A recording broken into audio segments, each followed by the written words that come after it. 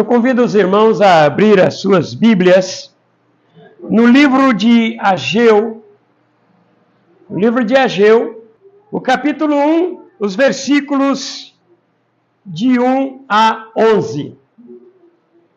E eu convido você a acompanhar a leitura da palavra de Deus, que diz assim, queridos.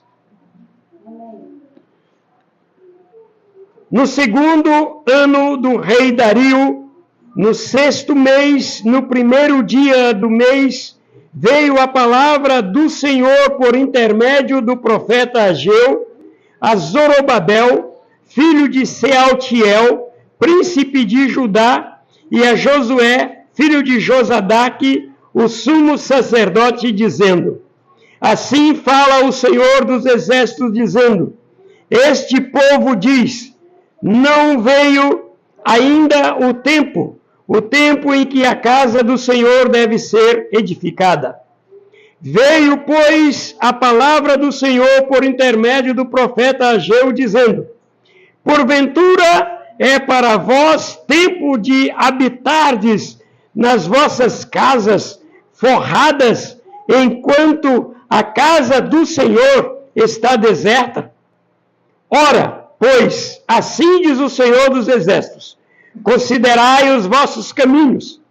Vocês semeiam muito, mas colhem muito pouco. Comeis, porém, não vos fartais. Bebeis, porém, não vos saciais. Vestivos, porém, ninguém se aquece. E o que recebe salário, recebe-o num saco furado. Assim diz o Senhor dos Exércitos: Considerai os vossos caminhos. Subi ao monte, trazei madeira e edificai a casa. Então dela me agradarei e serei glorificado, diz o Senhor.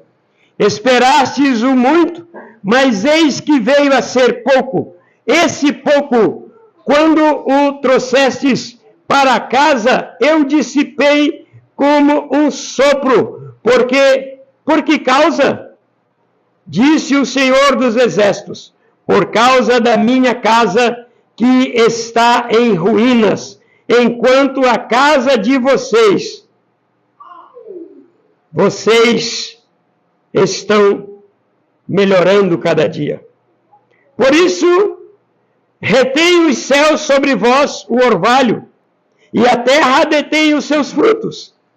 E mandei vir a seca sobre a terra, sobre os montes, sobre o trigo, sobre o mosto, sobre o azeite e sobre o que a terra produz, como também sobre os homens, sobre o gado e sobre todo o trabalho das vossas mãos. Amém. Pai querido, obrigado pela tua palavra, obrigado pela oportunidade de mais uma vez adentrar em teu trono de graça, suplicar unção e favor divino para entendimento da mesma. Abre o nosso coração e a nossa mente para que entendamos o que o Senhor quer para nós. Coloco a vida de cada um dos irmãos que estão aqui no teu altar e suplico, Senhor, mais uma vez, que o teu Espírito Santo fale conosco. Em nome de Jesus. Amém. Assentai-vos, queridos. Irmãos, Deus criou o ser humano. Por quê? Para quê? Para que adore a Deus. Para que tenha comunhão com Deus. Para que viva uma boa relação com Deus.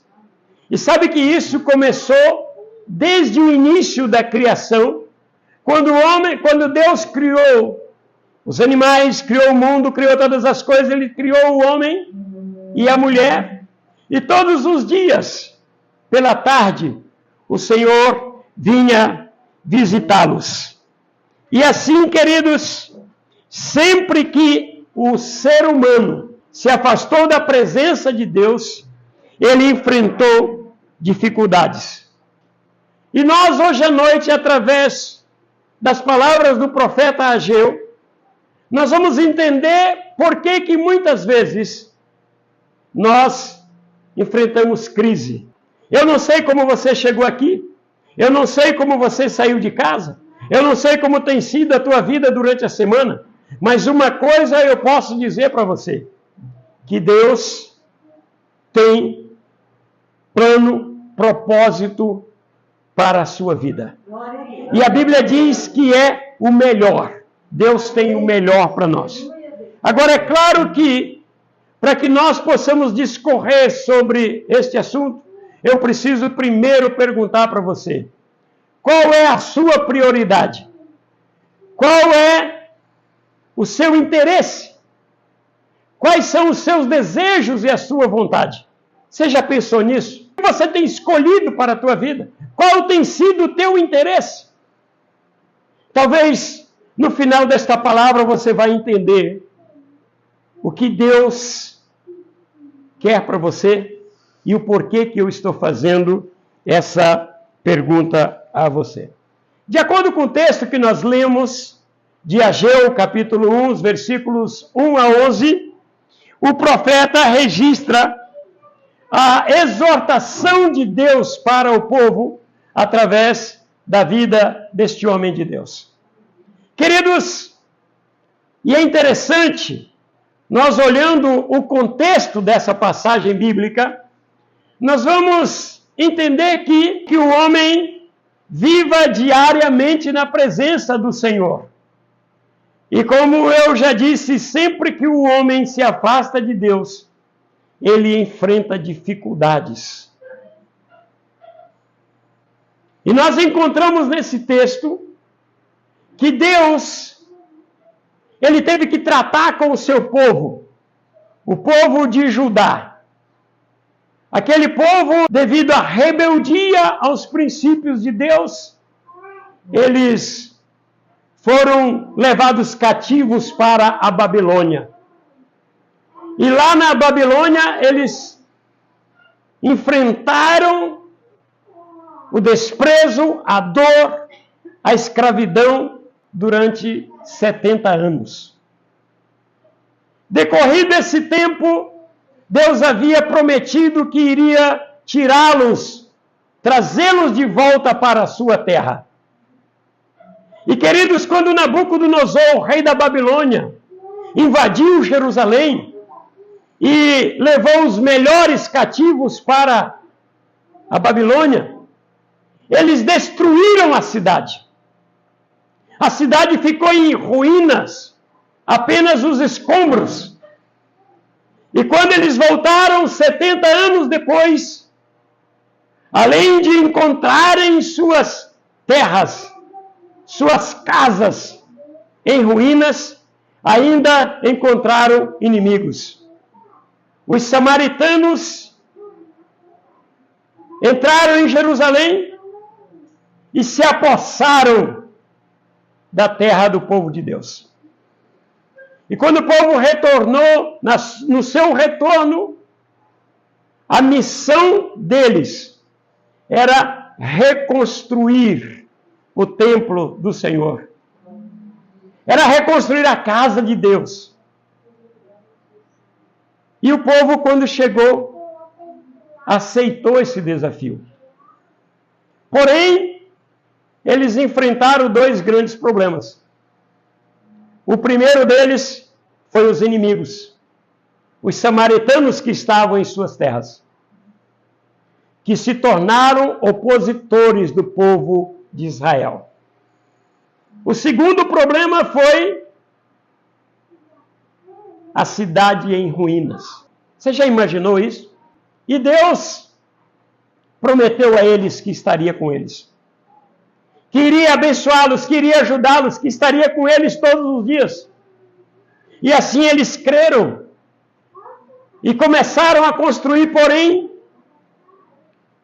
pararam e começaram a buscar os seus próprios interesses, a fazer apenas aquilo que era bom para eles, e não mais reconstruir a casa do Senhor. Esse período foi de 16 anos, que o povo abandonou a casa de Deus, abandonou a vida com Deus. E, amados, quando Deus enviou Ageu para aquela cidade, para trazer uma exortação ao povo, o povo estava vivendo uma crise terrível. Que crise que era esta? E a palavra de Deus vai dizer que eles trabalhavam muito, eles plantavam muito, mas colhiam pouco. A Bíblia vai dizer que eles, além de trabalhar muito e colher pouco, comiam, mas não se satisfaziam.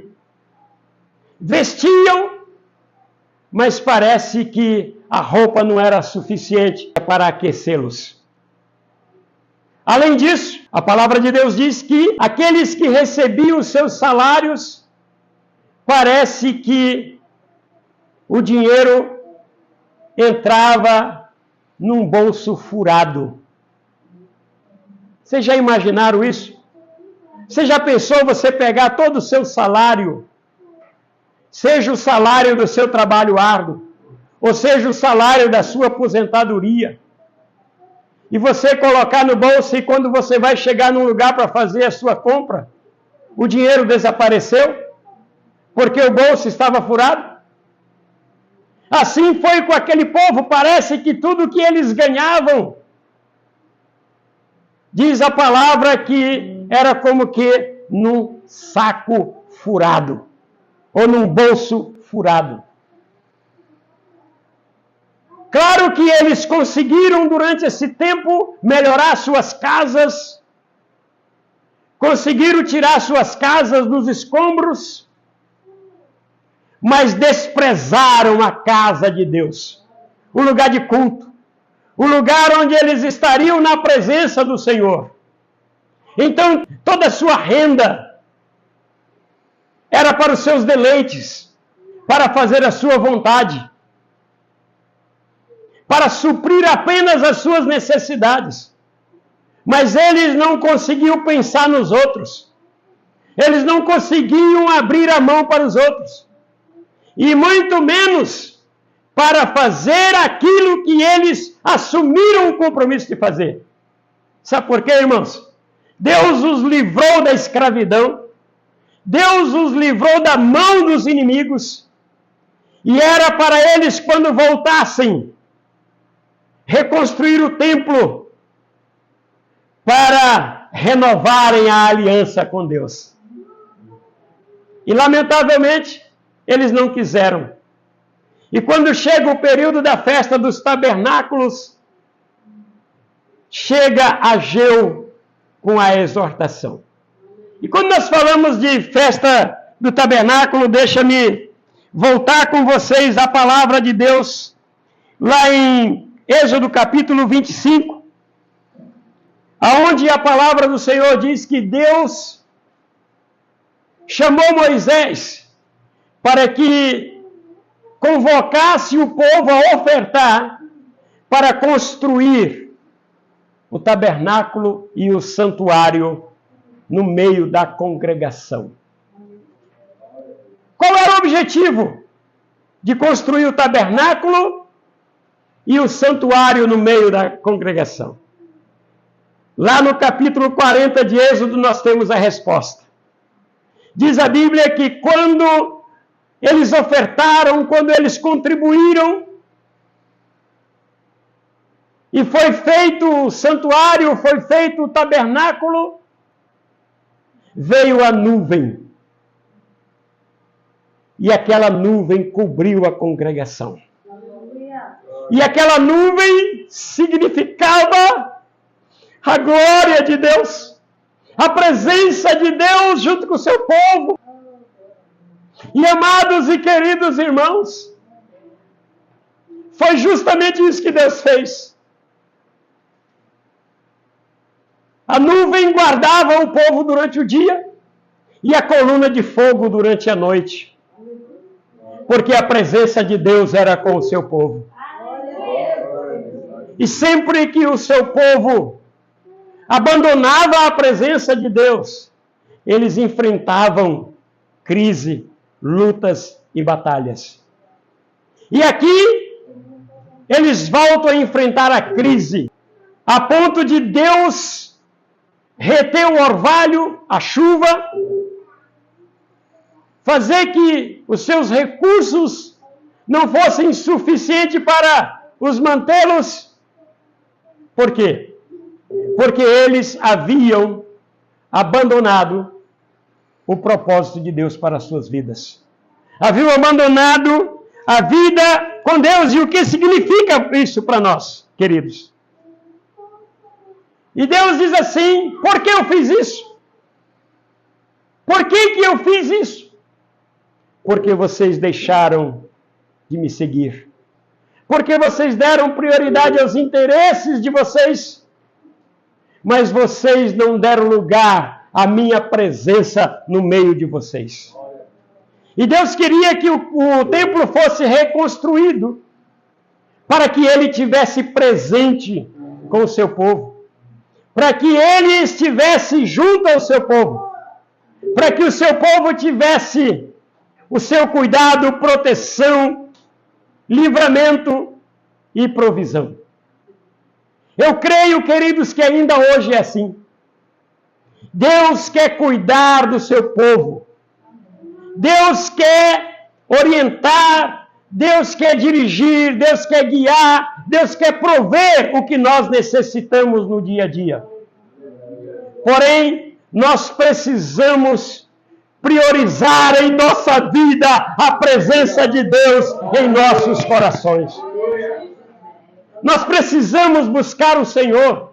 Nós estamos lutando contra o inimigo sozinho. Nós estamos enfrentando a crise sozinhos. E nós não vamos conseguir enfrentar a crise sozinhos sem a presença de Deus na nossa vida. E para que tenhamos a presença de Deus na nossa vida, é preciso investir na boa relação com o teu Deus. Na oração, na observação da palavra de Deus, nas suas contribuições.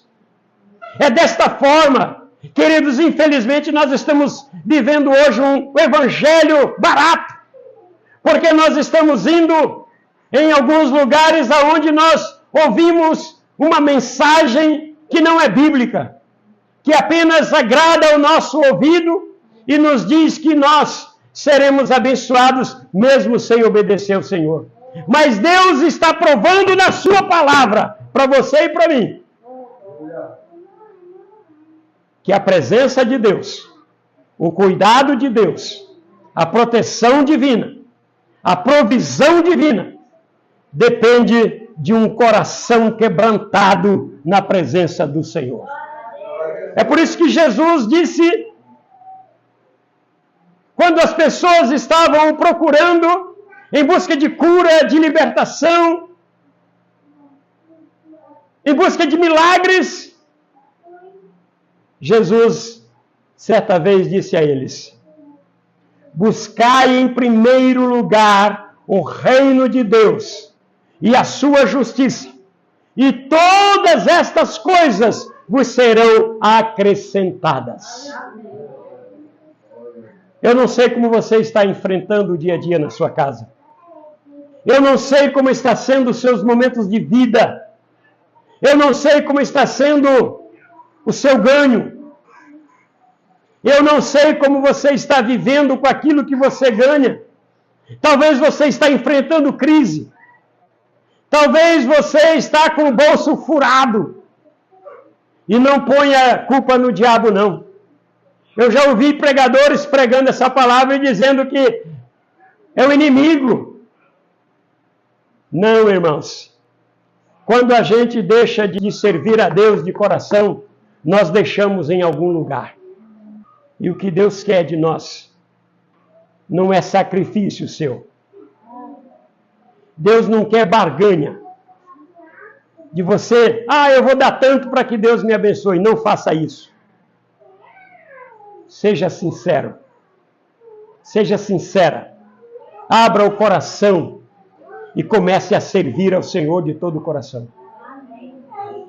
Tendo intimidade com Deus diariamente. Tem muita gente que quer se livrar do inimigo. Satanás está, como diz a palavra do Senhor, em derredor, rangendo como leão. Nós podemos orar, nós podemos buscar o Senhor, mas o inimigo vai continuar cercando, rangendo como leão, buscando a quem possa tragar. Mas aqueles que vivem com Deus, que andam na presença de Deus, jamais serão atingidos pelo inimigo. Então eu convido você hoje à noite a buscar o Senhor, andar na presença dEle, servir a Ele de todo o coração, e você vai viver dias de alegria, de vitória. Não porque os problemas vão desaparecer, não, porque você vai estar na presença do teu Deus. E o teu Deus vai te guardar, vai te livrar, vai te abençoar, vai te proteger e vai cuidar da tua vida. Amém. Nós vamos orar. Eu convido vocês para nós orarmos nesse momento.